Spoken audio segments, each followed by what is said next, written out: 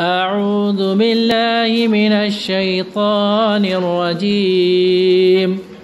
من همزه ونفخه ونفسه بسم الله الرحمن الرحيم وهل أتاك حديث موسى إذ رأى نارا فقال لأهلهم امكثوا إني آنست نارا لعلي آتيكم منها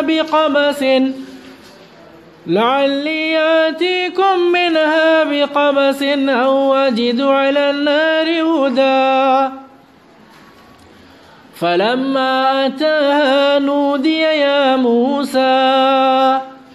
إني أنا ربك فاخلع عليك إنك بالوادي المقدس طوى وأنا اخترتك فاستمع لما يوحى إنني أنا الله لا إله إلا أنا فاعبدني وأقم الصلاة لذكري إن الساعة آتية أكاد أخفيها لتجزى كل نفس بما تسعى فلا يصدنك عنها من لا يؤمن بها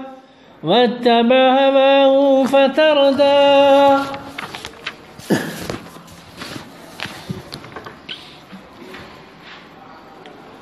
وَهَلْ أَتَاكَ حَدِيثُ موسیٰ، اور اے نبی کریم صلی اللہ علیہ وسلم کیا آپ کے پاس موسیٰ کی بات آئی، موسیٰ اور فرعون کا قصہ آیا، یعنی آپ کو موسیٰ اور فرعون کا قصہ معلوم ہوا؟ اِذْ رَأَى نَارًا، جبکہ انہوں نے آگ کو دیکھا،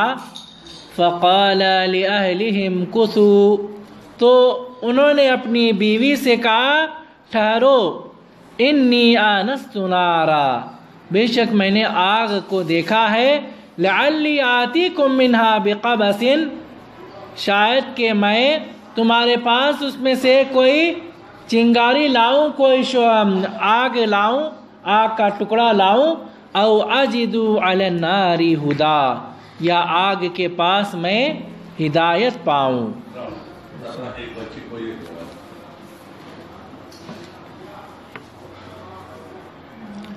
اس جگہ اللہ رب العالمین نبی کریم صلی اللہ علیہ وسلم کو تسلی دے رہے ہیں، جو مشقتیں نبوت کے لیے انبیاء برداشت کیے ان کو بیان کر کے نبی کریم صلی اللہ علیہ وسلم کو تسلی دی جا رہی ہے۔ چنانچہ اللہ تعالیٰ نے آگ کا قصہ بیان کیا۔ آگ کے شعلے کو جب انہوں نے دیکھا تو بیوی سے کہا کہ تم یہیں پہ رکو اور میں آگ کے پاس جا رہا ہوں، اگر وہاں پہ آگ ملی تو آگ کا کوئی شعلہ لے کے آؤں گا، نہیں تو ہو سکتا ہے وہاں پہ مجھے ہدایت ملے۔ یہ دو امید لے کے گئے۔ فلما اتاها نودی یا موسیٰ، جب وہاں پہ گئے جہاں پہ آگ ان کو دکھ رہی تھی، روشنی جہاں پہ دکھ رہی تھی وہاں پہ گئے تو آواز آئی۔ کیا آواز آئی؟ اے موسیٰ انی انا ربک، بے شک میں تمہارا رب ہوں، فاخلع نعلیک، تو تم اپنے جوتوں کو اتارو، انک بالوادی المقدس طویٰ، بے شک تم طویٰ کی مقدس وادی میں ہیں۔ اللہ رب العالمین ان کو آواز دیا، کہا کہ دیکھو میں تمہارا رب ہوں اور تم طویٰ کی مقدس وادی میں ہیں، تم جوتوں کو اتارو، اپنے دونوں جوتوں کو اتارو۔ پھر اللہ تعالیٰ نے فرمایا وَأَنَا اخْتَرْتُكَ فَاسْتَمِعْ لِمَا يُوحَىٰ،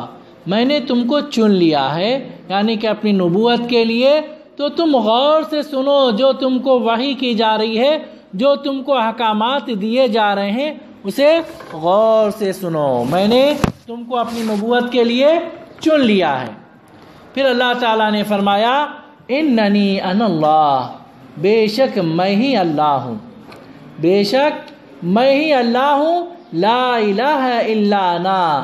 میرے سوا کوئی عبادت کے لائق نہیں ہے، میرے سوا کوئی عبادت کا حقدار نہیں ہے، فاعبدنی، تو تم میری ہی عبادت کرو، میرے علاوہ کسی اور کی عبادت نہ کرو، وَأَقِمِ الصَّلَاةَ لِذِكْرِي، اور جب میرا یاد آئے تو تم نماز پڑھو، جب میری یاد آئے تو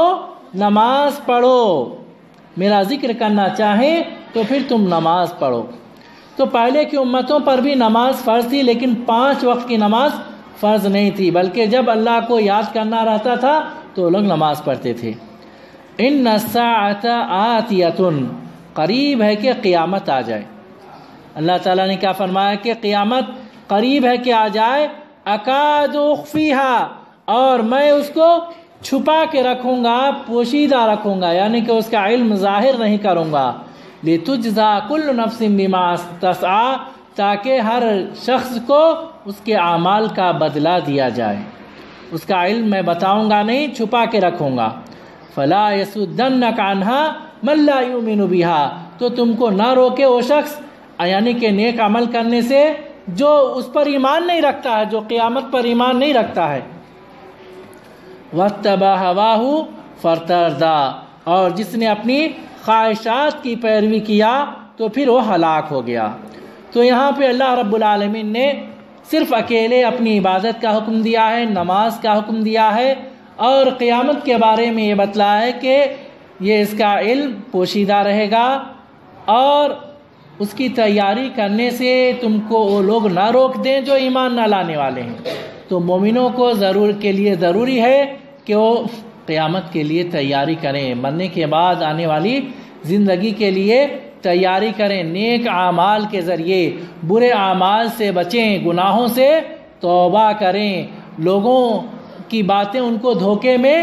نہ ڈالیں، وہ یہ نہ سمجھیں کہ ارے مرنے کے بعد ہم کو دوبارہ نہیں اٹھایا جائے گا، دوبارہ زندہ نہیں کیا جائے گا، ایسا نہ سمجھے، بلکہ مرنے کے بعد پھر اللہ تعالیٰ دوبارہ زندہ کرے گا اور حساب کتاب ہونا ہے۔ اور جو لوگ اپنے خواہشات کی پیروی کرتے ہیں ان کے پیچھے نہیں بھاگنا ہے، کیونکہ جو خواہشات کی پیروی کرنے والے ہیں اللہ اور اس کے رسول کے حکم پر نہیں چلنے والے ہیں، یہود و نصارہ کی پیروی کرنے والے ہیں، یہود و نصارہ کے طریقے پہ زندگی گزارنے والے ہیں۔ ابھی جیسے 1 جنوری منائے، دھوم دھام منائے، عید منائے کے جیسے تہوار منائے، جبکہ وہ عیسائیوں کی ایک عبادت ہے، یہودیوں کی ایک عبادت ہے، ان کا ایک دیوتا تھا جس کی وہ لوگ پوجا کرتے تھے، اور ایک 31 دسمبر کو اور 1 جنوری کو، تو اس کو اب ایک عید کے جیسا لوگ منا رہے ہیں جس کا اسلام میں کوئی گنجائش نہیں ہے۔ تو اب جو مسلمان ان کا دیکھا دیکھی، یہود و نصارہ کے دیکھا دیکھی یہ نیا سال منا رہے ہیں، 1 جنوری منا رہے ہیں، کیک کاٹ رہے ہیں، کھا رہے ہیں، پی رہے ہیں، تو پھر ان کی نقل اور ان کی پیروی کرنے کا انجام کیا ہوگا؟ فتردی، یہ لوگ بھی جہنم میں چلے جائیں گے، کیونکہ نبی کریم صلی اللہ علیہ وسلم کا فرمان ہے من تشبہ بقوم فہو منہم، جو کسی قوم کی مشابہت اختیار کیا وہ انہی میں سے ہو جائے گا، اور اس کا حشر بھی انہی کے ساتھ ہوگا۔ جو یہود و نصارہ کی پیروی کرتے ہیں یا ہندوؤں کی پیروی کرتے ہیں تو اللہ رب العالمین انہی کے ساتھ ان کو اٹھائیں گے، اور ان کے ساتھ اٹھانے کا مطلب یہ ہے کہ ان کا ٹھکانہ جہنم ہوگا۔ اللہ رب العالمین سے دعا ہے کہ العالمین ہم تمام کو قرآن کریم صحیح ڈھنگ سے پڑھنے اور سمجھنے اور اس کے مطابق عمل کرنے کی توفیق عطا فرما، اور صرف تیری بات کرنے کی توفیق عطا فرما، ہر قسم کے شرک اور بدعات اور خرافات سے بچا، اور جو جہنم کے ایندھن بننے والے جو گمراہ لوگ ہیں ان کے طریقے پر چلنے سے یا ان کی پیروی کرنے سے بچا، خواہشات کی پیروی کرنے کے سے بچا، اور واجبات کو ادا، فرائض و واجبات کی پابندی کرنے کی توفیق عطا فرما، حرام کاموں سے بچا، جب تک دنیا میں رکھ ایمان کی حالت میں رکھ، خاتمہ ایمان کی حالت فرما، آمین۔ وآخر دعوانا الحمدللہ رب العالمین۔